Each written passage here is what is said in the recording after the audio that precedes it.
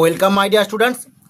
আজ আমি পঞ্চম শ্রেণীর রায় মার্টিন প্রশ্নবিচিত্রা 2026 সালের দ্বিতীয় পর্যায়ক্রমিক মূল্যায়নের আমাদের পরিবেশের 215 নম্বর পেজের 13 নম্বর স্কুলের প্রশ্নগুলি সলভ করব। চলো তাহলে শুরু করি।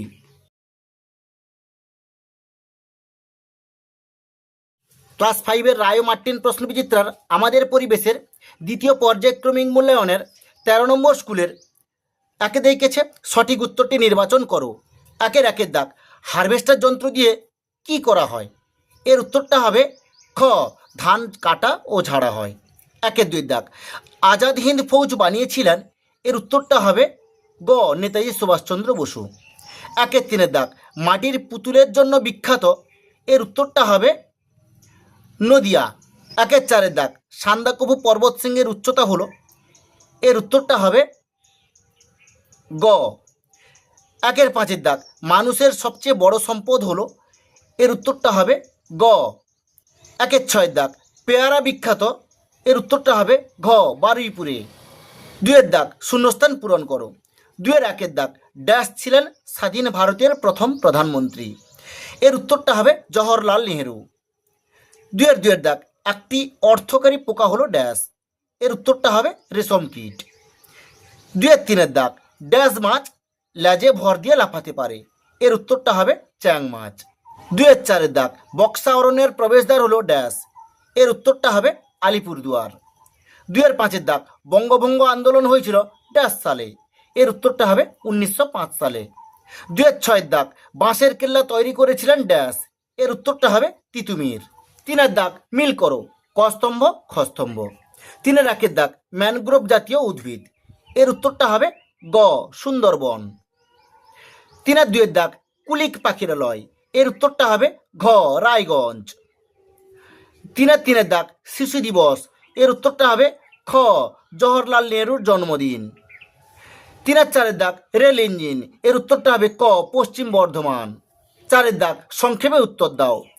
একের দাগ, ধাপ চাষ কাকে বলে? এই প্রশ্নের উত্তরটি তোমাদের পাঠ্য বইয়ের 103 নম্বর পেজে তোমরা এখান থেকে এইটুকু লিখে নেবে। দুয়ের দাগ, ডিভিসি এর পুরো নাম লিখো। ডিভিসির কাজ কি? এই প্রশ্নের উত্তরটি তোমাদের পাঠ্য বইয়ের 107 নম্বর পেজে। ডিভিসি এর পুরো নাম হচ্ছে, এখান থেকে এইটুকু লিখে নেবে, দামোদর ভ্যালি কর্পোরেশন।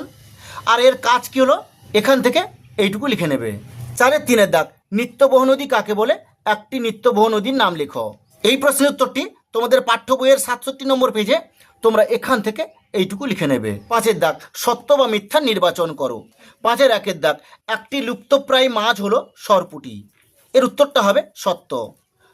দুয়ের দাগ, দীঘাতে টেরাকোটার কাজ হয়। এর উত্তরটা হবে মিথ্যা। তিনের দাগ, পশ্চিমবঙ্গের রানীগঞ্জে কয়লা খনি আছে। এর উত্তরটা হবে সত্য। চারের দাগ, আমাদের দেশের 26শে জানুয়ারি দিনটি সাধারণতন্ত্র দিবস হিসেবে পালিত হয়। এর উত্তরটা হবে সত্য।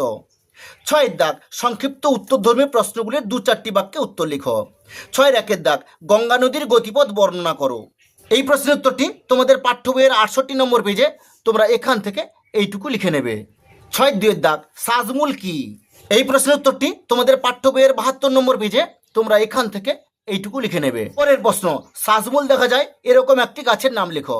এর উত্তরটা হবে সুন্দরী। তিনের দাগ, সবুজ বিপ্লব কি? এই প্রশ্নের উত্তরটি তোমাদের পাঠ্য বইয়ের 101 নম্বর পেজে তোমরা এখান থেকে আমি যেরকম দাগ মেরে দিচ্ছি সেরকম লিখবে। আমাদের কি ভাত না হলে ভালো লাগে, এই লাইনটা তোমরা লিখবে না।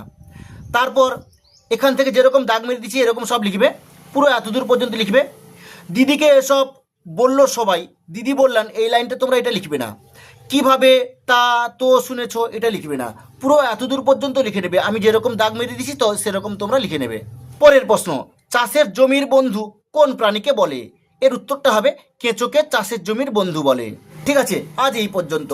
নেক্সট ভিডিওতে আমি 14 নম্বর স্কুলের প্রশ্নগুলি সলভ করব।